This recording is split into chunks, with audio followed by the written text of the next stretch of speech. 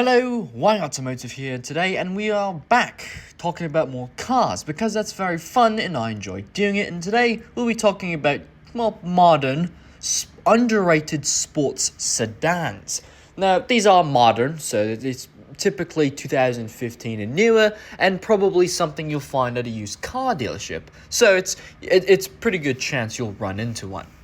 And of course, we'll be starting off the list with my personal favorite and one I want to own, the 2017 Ford Fusion Sport.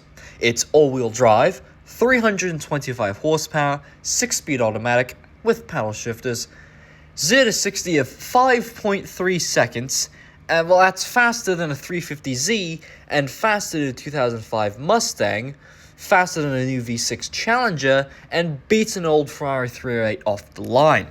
Now, everyone has their opinions on the 2.7-litre Ecoboost V6 inside of it, but you cannot deny the performance that you can get. Simple bolt-ons, maybe a small tune, you can be looking at 400 horsepower and braking into 4-second 0 to 60 times.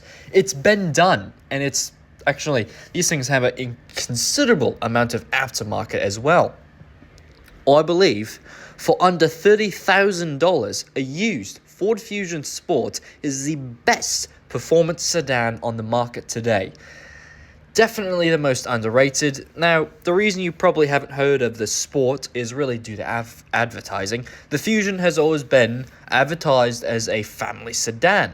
And usually the ads say nothing about 0 to 60 in 5.3 seconds or a 325 horsepower twin turbocharged V6 with all-wheel drive.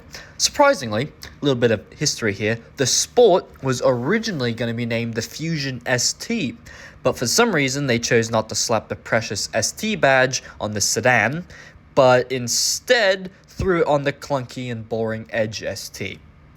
Why? Well, oh well, not to mention Ford killed the Fusion, one of their only competent sedans. Now this is another one that I typically think about when it comes to underrated sleepers, the 2016 Chevy SS. Now most people probably haven't heard of this sedan. Some people have, some people haven't, but it's considered a pretty big sales failure. Why? Well, because Chevrolet and a lot of car companies refuse to actually advertise the car. They never marketed it except for some herder NASCAR on the street doggone advertisement. Now, this is actually a car from the land down under, the VE Holden Commodore. Holden is known for some rear-wheel drive sedans that are incredibly fun, and they also have utes, which I need one. Now, and thanks to the generous people at General Motors, we got a small tasting of the delicious fruits from Australia in the form of the Pontiac GTO, the G8, as well as a Chevy Caprice and the Chevy SS. Now, these Aussie warriors proved to be a good shot of fun and a direct competition against the likes of the BMW M3 or the Audi RS6. Sadly, these are all short-lived, and the Chevy SS prices are on the rise, as well as decent condition, not takeover special Pontiac G8s. Perfect examples of these sedans. The SS goes upwards of $40,000 nowadays, which is insane. But oh well, it's a small price to pay for a tire-burning Australian freedom. And next, we'll be talking about the 2015 Chrysler 200S. Now, what exactly does this gussied-up Dodge Dart what makes it worthy of this undercover sports sedan list? Well, hiding under the hood of this very mild-mannered and actually very well-designed 200 is the infamous Pentastar V6. Now, mostly known for being garbage, yes, I will admit that. However, the poor star is usually behind the grills of Jeeps and Rams. However, Chrysler's determination to spend as little on engine development led them to stuffing the 295 horsepower 3.6-litre V6 into the all-wheel drive platform of the Chrysler 200. Hitting a 0 to 60 in a brisk 6.3 seconds with a sub 15-second quarter mile is fairly respectable. Fun fact, the Chrysler 200 actually has decent aftermarket thanks to the, it being a 3.6 Pentastar. So you can find ECUs, exhaust, coilovers, and even a turbo kit for your Chrysler 200 to make it blow the vape right out of some Subi bro's mouth.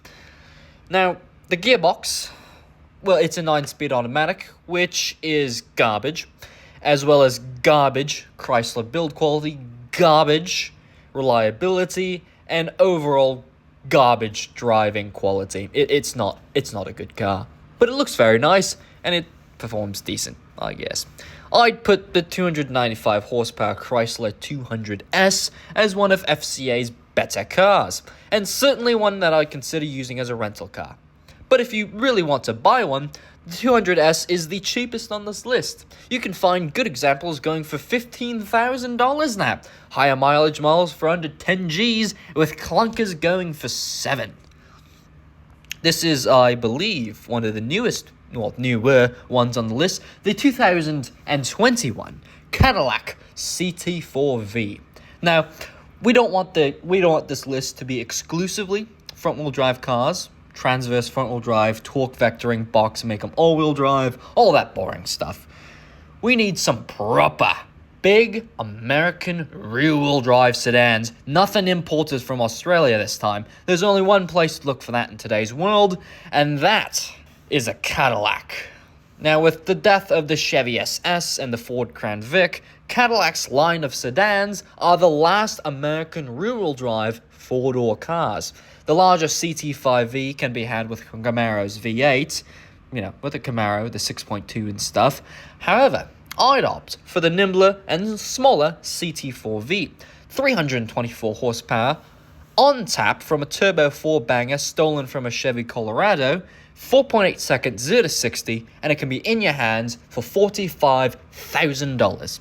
Now, obviously, this isn't as good of a deal as a Fusion Sport, which sits around $15,000 cheaper, but if you crave a manual box and a rear-wheel drive, this is the car for you.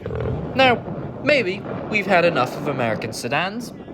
Well, since they're all dead anyway, let's move on to one of my favorite underrated sports sedans on the market, the 2021 Toyota Camry XLE V6. The XLE Camry. Now, maybe you don't want the wing or the pizzazz of the TRD Camry. Well, here's the XLE. All the performance, none of the glitter. The same 300 horsepower, 3.5 litre V6, the same 5.1 second 0 to 60, but no show, all go, and $5,000 less. You could find these suckers for $30,000 for all day. $30,000. Left, right, center, every single Toyota dealership across the country. Pick and choose. Now, personally, I wouldn't own any modern Toyota simply because they don't know how to design a car without replacing the entire front bumper with a fake grille and then plastering 20 million fake vents everywhere. However, that's a-okay. Some people into that, and I judge them loudly. The Camry is a solid front-wheel drive sedan that'll cook an Ecoboost Mustang that's just a little too confident. Now, this is probably the favorite of mine, well, second favorite behind the Fusion Sports, one of my favorite companies, the 2022 Mazda 3 Turbo Sedan.